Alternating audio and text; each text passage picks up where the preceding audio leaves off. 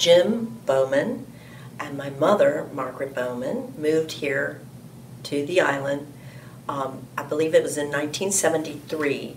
They lived in Chigger Hollow Road. I remember that. It was houses that they had rented for the employees that first started here on the plantation.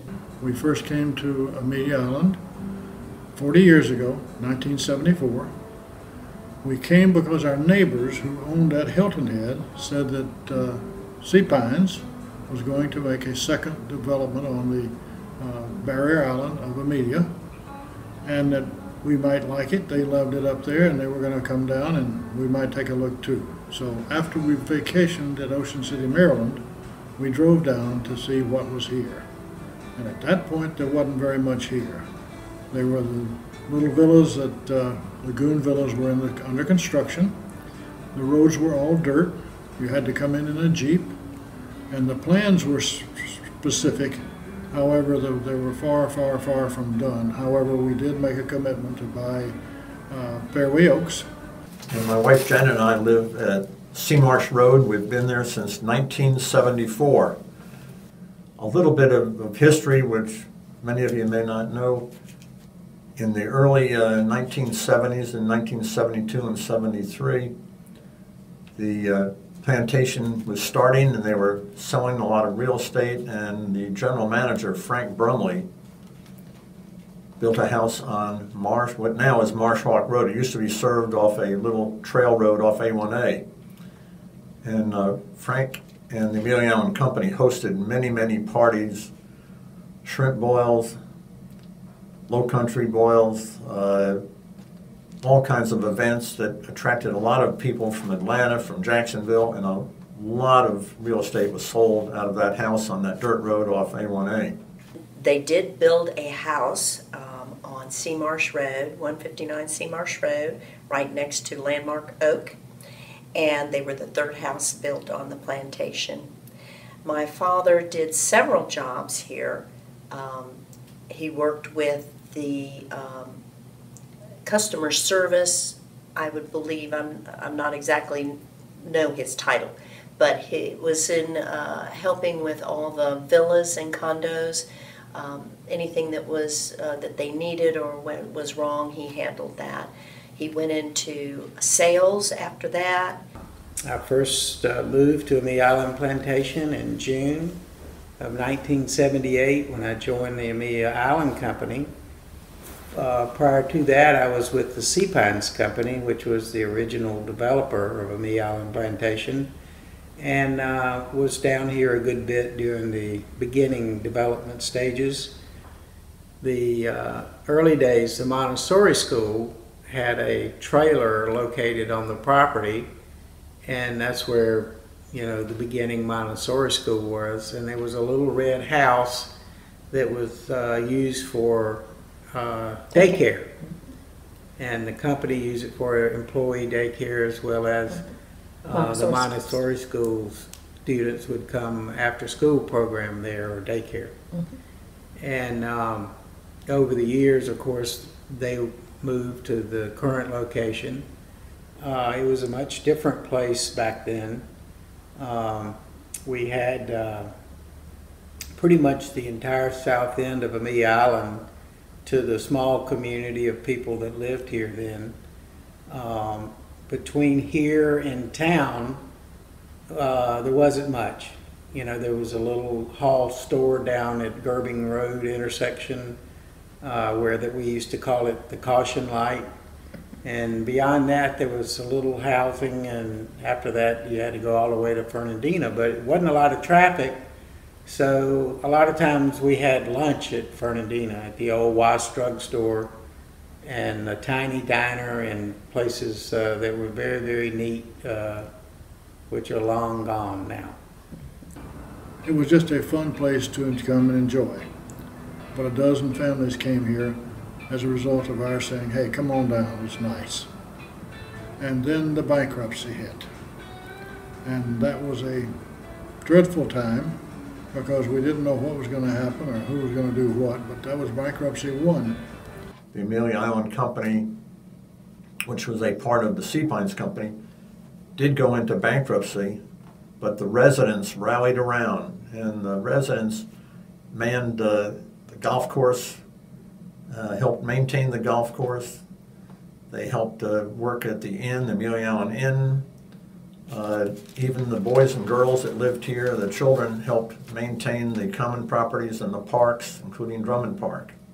So there was just a great sense of community on the part of all the residents, and that kept this place going. It was run by some other people, the resort was, but it was the community that kept it going also. And I think those older property owners deserve a lot of credit for that. And then after that, Mr. Cooper bought the plantation, and that did real well for some time. When Mr. Cooper purchased the plantation, Jim Rester and I came as his management team.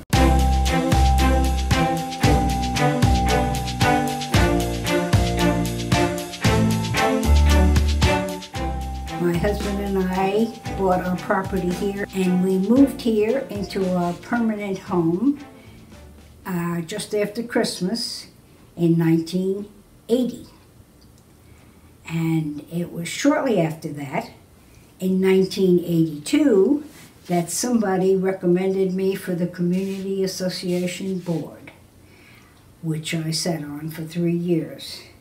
My husband and I moved here from Rumson, New Jersey in 1987.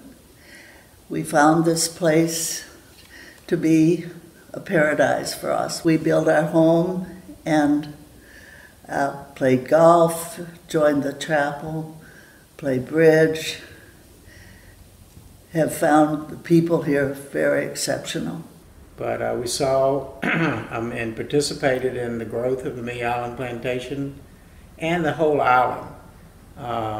Where I guess we were actively involved in helping convince the Ritz-Carlton to come here. People say, well, why would you do that? Because it has added a big new dimension to the island and brought a lot more people, which has benefited us and everyone else. My parents also were very involved with the community as well as on the plantation. My father helped us to start the Optimist Club down here, and my mother and father were both honored as Optimists of the Year. My mother also was a founding member of ACT, Amelia Community Theater, and I have watched that grow from a little teeny place they used to be in a school to making their first little theater and getting their first marquee, and then they ended up building that beautiful big theater, and it's wonderful. But they also helped and got involved with all the residents that lived on the island, and people loved them. What can I say? And the first assignment they gave me was to raise the money, get the plans, and have a new building built at Walker's Landing, which was a tremendous project. And it happened. With the help of Don Chase and Knox Wyatt, we came up with a plan to ask homeowners if they would pay their assessment for 3 years in advance, because there was no money in the Community Association budget to do this. And with very few exceptions, people did that. So that was the start. And then it went to a plan by David Beer. And then it went to a building by Roger Altman. And I was the job supervisor with the help of some people who knew more than I did. And within a year, we had a brand new building. That was in 1982. My parents, both of them, helped to start the chapel. And I remember when my father was sick, he was hoping he'd live long enough to see them break ground. Well, he not only lived long enough to see them break ground, he lived long enough to actually be at the services at the Amelia Island Plantation Chapel. They did name the road going into the chapel after my father, Bowman Road.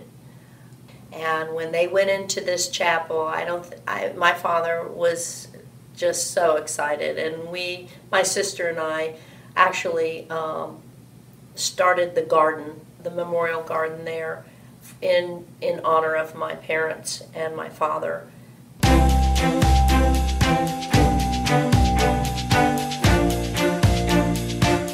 I came down to Amelia Island Plantation from Chicago in 1990.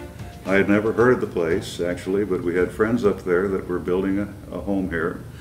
And my wife and I were on a trip to Florida. We saw the plantation, fell in love with it, the live oaks, the Spanish moss, sawgrass on the marsh, etc. So we bought a lot, built a house, and a lot of things happened. I was on the Community Association board for 3 years, I think 1994 to 1997, something like that.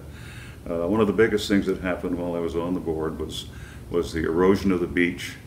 A lot of you have seen pictures of Windsong almost falling into the sea, and that was true. It was very scary. We had 3 or 4 back-to-back tropical storms, and we lost a huge chunk of our beach, and part of the golf course in Windsong was about to go into the ocean. We came together as a community and formed SASA. I'll give credit to the late Dan Bierman and others, Ed McCabe and others, spearheaded the founding of SASA, South Amelia Island Shore Stabilization Association. That's a long title. They really were the spearhead, and they got it going, and we had beach renourishment. It was successful. We're going to continue to have it.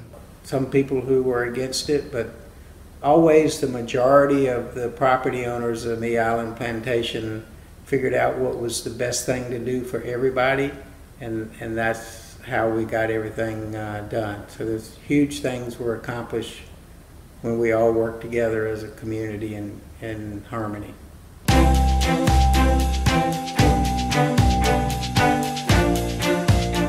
And I moved here with my husband, Tom, from Dublin, Ohio. We moved here in 2004. And once we saw this island, it is just a beautiful place. We knew we had to retire here. I met a group of spirited resident artists working at the Property Owners Club. We discovered that there were at least 40 artists in the plantation. It was obvious that we needed a gallery. The owners of the Amelia Island Plantation, Rick and Suzanne Cooper, enthusiastically donated space among the shops in the plantation for our gallery. Jack Heelan, president of the company, supplied labor and resources. Then there were donations from the community. And when all came together on October 16th, 2008, the gallery opened. Yeah, and I think the Coopers are owed a lot of credit in that, you know, for 34 years they owned the property and we had consistent management, and the management understood the vision because we were all involved from the beginning with the Sea Pines organization, and so we were able to stick to the original master plan and the original vision. Then I believe they went into bankruptcy again, and then Omni Resorts bought them, which I am very excited about. They've done a wonderful job renovating and updating everything beautifully. The other, bankruptcy that occurred in 2009, 2010, we were very fortunate to have some great people that were a part of getting that bankruptcy resolved, including a bankruptcy judge in Jacksonville that had a lot of foresight. And together they structured an agreement so that the Community Association, the Amelia Island Equity Club, and the resort developer, which ended up being Omni, all had their responsibilities and requirements. And it's turned out working together, those 3 entities have followed that bankruptcy plan, and we have a wonderful community that looks like it's going to keep going for years and be very, very strong. My parents have passed away, and I have their house, And we decided that we did not want to sell. We wanted to come down here and live ourselves. So we just moved here in August, and we love the island and have been very happy about our move here. Everyone's been very helpful and friendly, and I think it's going to be a really good change for my family.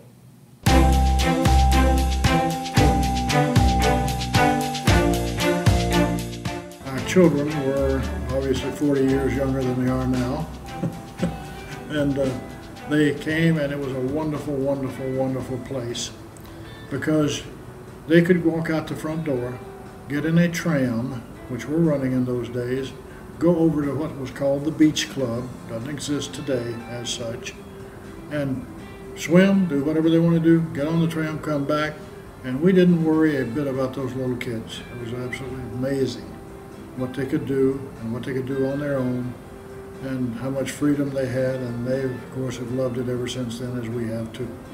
We used to bring our children here to visit every holiday, every vacation there was. We were here about every other month. It was great to see Granddaddy and Nanny when we would come visit, and it was a little more than just going to Grandma's house for dinner. We had a lot more to do. My daughter is very excited about teaching our granddaughter how to crab and to ride bikes around here. Of course, she's just learning to ride a bike. And our daughter was almost 1 year old, or 6 months old. She celebrated her first birthday at Amelia Island Plantation. Those were the really early days. And then the children grew up, and the plantation grew up, and it's still a beautiful place to live. I can't think of anywhere else I'd want to live. And if we were moving somewhere else, I believe my children would shoot me, so we're here forever. It's been a wonderful ride, wonderful journey, and we loved every minute of it. It's just booming here. It is just wonderful. And I'm happy we moved down here, and I intend to stay here as long as I'm allowed to stay here. And that's up to the heavens, so. Charles Frazier kind of gave us a real big compliment one day. He came in my office, and after he'd been around a lot, and he said, you know, of all of the projects that we did, Amelia Island Plantation reflects my vision more than any. This is a perfect place to be.